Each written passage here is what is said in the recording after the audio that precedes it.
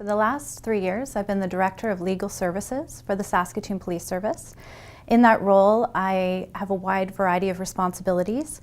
Part of that is litigation. It's an in-house litigation position. As well, I also handled the contracts for the organization, officer discipline under our Provincial Police Act. I also deal with community stakeholders, provide advice to the Saskatchewan Association of Chiefs of Police, and sometimes I'm called upon by the Canadian Association of Chiefs of Police. As well, I also provide general advising to the police service in a wide variety of areas of law. And that role, I could say I never anticipated I'd find myself in. When I first started my articles at the Court of Queen's Bench in Saskatoon, all I knew at that point in time is that I wanted to be a litigator, and that passion didn't extinguish at my time at the Federal Court of Canada.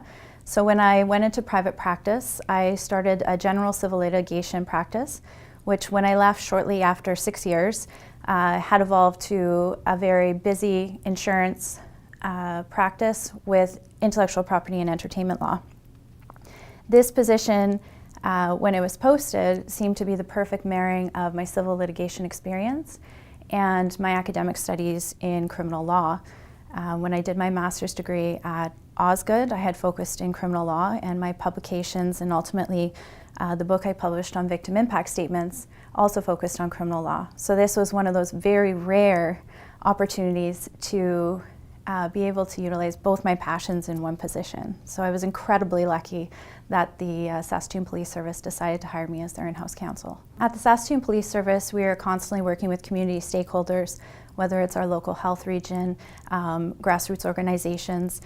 So I've been very lucky to be involved in a lot of those meetings and agreements and relationship building opportunities. In my private time, I also am heavily involved. I was past president of the Saskatchewan Child Lawyers Association. I am still involved with the Canadian Bar Association. I was their previous editor of the Saskatchewan publication Bar Notes, and still currently sit on some of the provincial and national CBA committees. I'm current chair of the St. Thomas More Board of Governors and vice president of the St. Thomas More Lawyers Guild. I find the practice of law incredibly rewarding. I go to work often and feel that I have the best job in the world.